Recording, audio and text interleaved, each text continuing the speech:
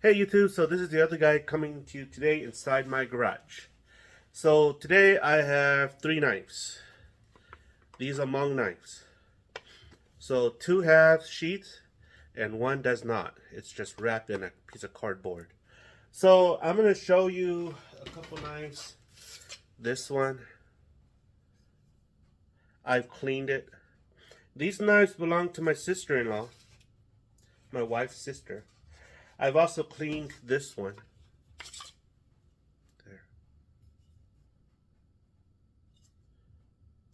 Very nice specimen. And this one looks like crap, but don't discount the look, because this is actually the size of knives that we used back in the old country. I'm from the country of Laos. So see this? I've cleaned this too. Before it was shiny, it was rusty and it's got hammer marks everywhere. But believe it or not, these are what the marks is a normal thing, because in the old country we use hammer to forge these.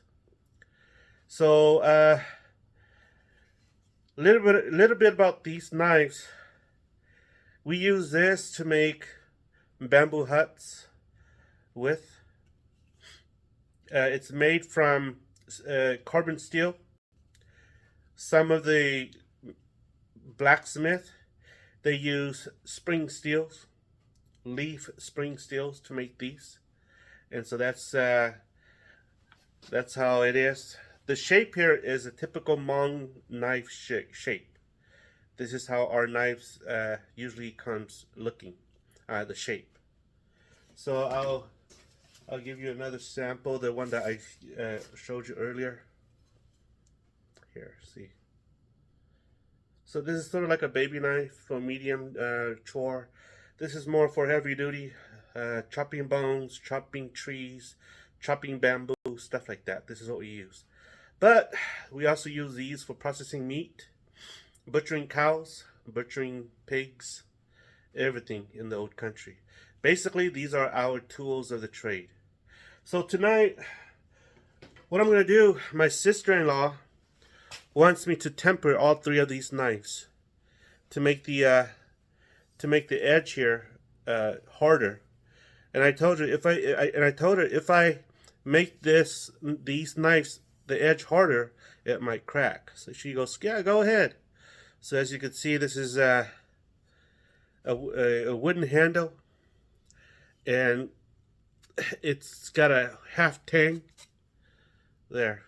So I don't know why she wrapped this in a cloth like this, but I'm gonna fix this so this thing would never come out like that. It's as it is, it's pretty dangerous. So for this one, I'm gonna temper it without this piece of cloth, which I think whoever, my sister-in-law, she's a woman, so this is her best idea. But what I'm gonna do, I'm gonna fire this up cherry red, and I'm gonna quench it with water, and then after that I'm gonna sharpen it. But I won't use a stone to sharpen it.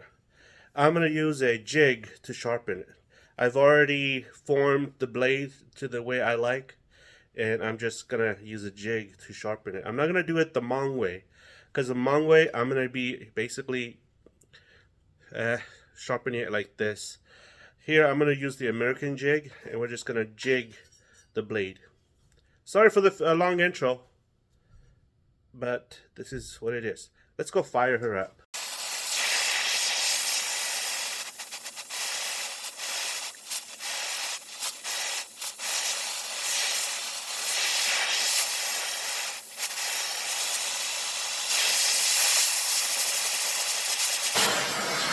Okay, it's sitting red.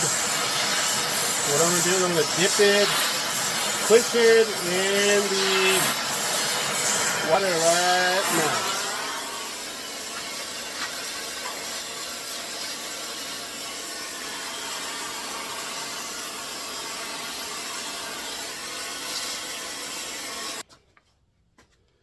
So then I'm gonna let it cool. This is how we do it in the old country. So if you look at this and you say, how am I doing this? It's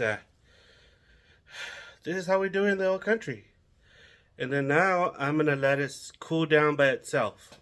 Alright guys, so being that the Hmong knife is a half tang, the handle is hollowed. So what I did, I put some zip ties, cut them to pieces like this, insert them in here. And what I'm gonna do now is I'm gonna fire up the half tang until it goes red, and I'm gonna insert it in here.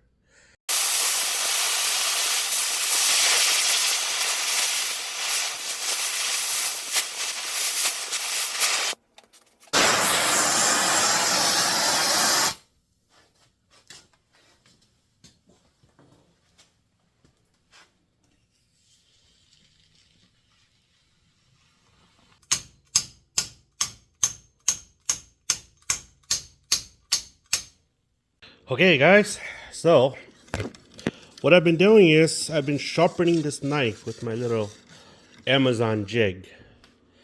This is a 10,000 grit stone, and she is ready for test. We're gonna unload this knife from the jig here, and we're gonna test her. So we're gonna cut here and see how it looks like. Oh, yeah, I don't have a good angle. Okay, there. Okay, sorry. I'm doing this one-handed, so let's do it at one time. Oh.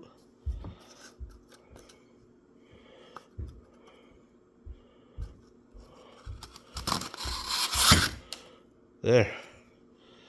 So this is my sister-in-law's. So earlier, you'll see, I took this thing out. I tempered it. I tempered the edge like I did. And then I dripped plastic into the handle here and made it look like this. There. So, yep.